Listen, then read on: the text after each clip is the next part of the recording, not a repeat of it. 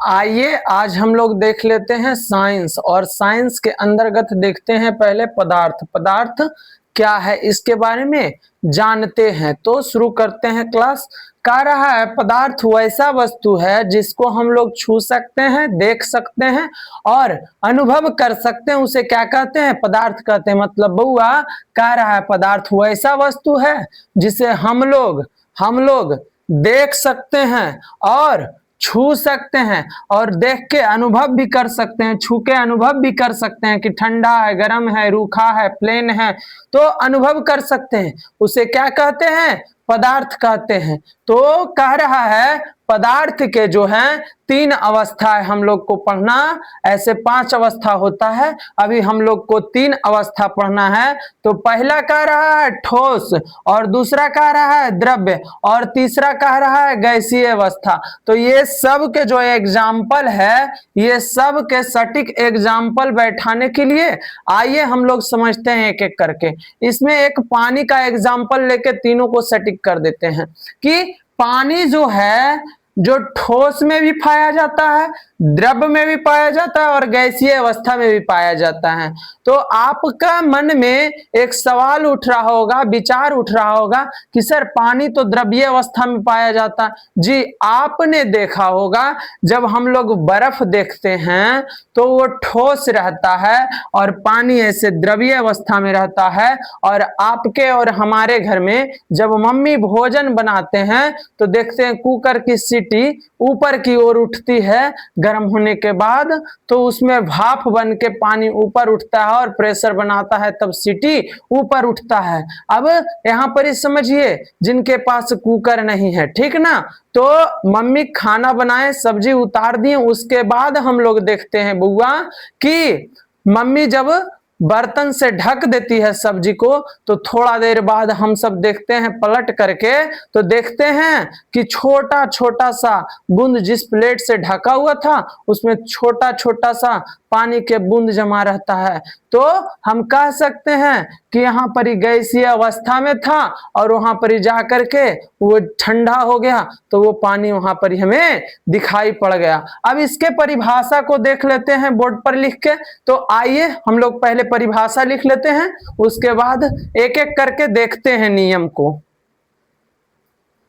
आइए एक एक करके समझते हैं।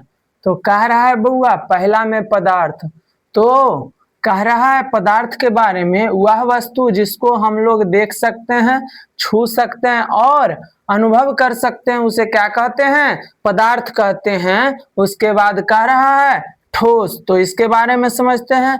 कह रहा है इसका आयतन तथा आकार दोनों निश्चित होता है। जैसे में पत्थर, आयतन और आकार जो है दोनों निश्चित होता है। उसके बाद कह रहा है बउआ द्रव्य, तो द्रव्यमान में कह रहा है बउआ, द्रव्य में कह रहा है इसका आयतन निश्चित लेकिन आकार परिवर्तनशील होता है।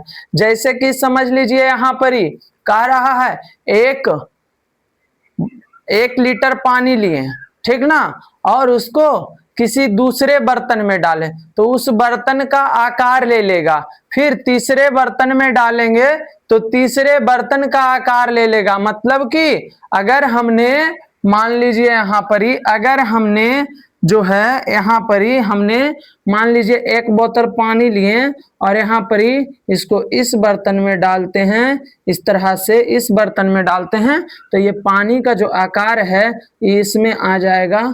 और अगर इस बर्तन में डालते हैं, इस बर्तन में डालते हैं, तो अब पानी का आकार जो है इस बर्तन के रूप ले लेगा। तो मतलब अब हम कह सकते हैं कि इसका जो है आयतन तो निश्चित होता है लेकिन आकार जो है परिवर्तनशील हो जाता है। हमने देख लिया कैसे परिवर्तन कर लिया था, है ना। उसके बाद कह रहा है गैस के बारे में, कह रहा है बउआ इसका आयतन तथा आकार दोनों परिवर्तनशील होते हैं। जैसे में कोल गैस है न, और भी बहुत सारे हैं, जैसे में कोल गैस। तो कह रहा है बउआ जिनको जिनको लिखना है हम साइड हट गए हैं, लिख लीजिए, स्क्रीनशॉट मार लीजिए।